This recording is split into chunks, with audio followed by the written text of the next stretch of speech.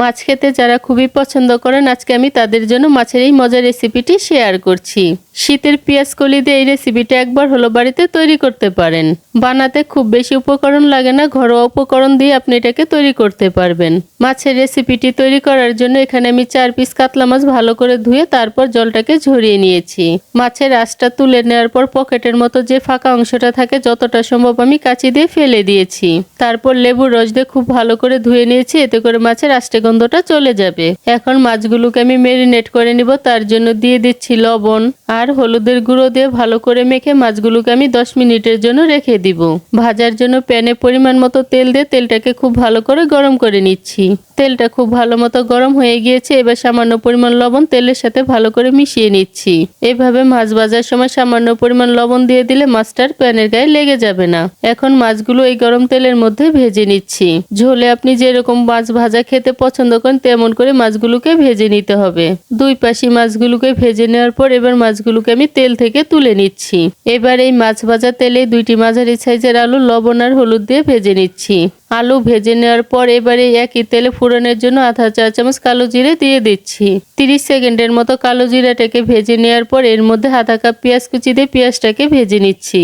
পেঁয়াজটা সোনালী রং হতে শুরু করেছে, এবার এর মধ্যে আমি গুঁড়ো মশলাগুলো দিয়ে দিচ্ছি আধা চা চামচ হলুদের গুঁড়ো, আধা চা চামচ ধনে গুঁড়ো, 1 চা চামচ কাশ্মীরি রেড চিলি পাউডার আর স্বাদ মতো লবণ দিয়ে মশলাটাকে 30 সেকেন্ডের জন্য ভেজে নিচ্ছি। এর থেকে বেশি ভাজবো না, তাহলে কিন্তু সবগুলো মশলাই পুড়ে যাবে। 30 সেকেন্ডের মতো মশলাগুলোকে ভেজে নেওয়ার পর আধা কাপ পেঁয়াজ বাটাতে পেঁয়াজ বাটাটাকে মশলার সাথে খুব ভালো করে কষিয়ে নিচ্ছি। পেঁয়াজ বাটাটা মশলার সাথে কষিয়ে নেওয়ার পর এবার এর মধ্যে দিয়ে দিচ্ছি 1 চা চামচ আদা বাটা, 1.5 টেবিল চামচ কাঁচামরিচ বাটা আর 1 চা চামচ রসুন বাটা দিয়ে আবারও মশলাটাকে খুব ভালো করে কষিয়ে নিচ্ছি। মাছটা আমি কাঁচামরিচ বাটা দিয়ে তৈরি করে নিচ্ছি, তবে ঝালটা নিজেদের পছন্দ মতো কম বেশি করে দিতে পারবেন। মশলা থেকে তেল ছাড়তে শুরু করেছে, এবার এর মধ্যে দিয়ে দিচ্ছি পরিমাণ মতো পেঁয়াজ কলি, 3টা টমেটো আর ভেজে রাখা আলুগুলো দিয়ে খুব ভালো করে মশলার সাথে কষিয়ে নিচ্ছি। চুলার আঁচটা লোতে রেখে 5 মিনিটের মতো কষিয়ে নেওয়ার পর মশলা থেকে তেল ছাড়তে শুরু করেছে, এবার ঝোলের জন্য পরিমাণ মতো জল দিয়ে দিচ্ছি। এখন খুব ভালো করে মিশিয়ে ঝোলটা ফুটে ওঠার জন্য অপেক্ষা করব।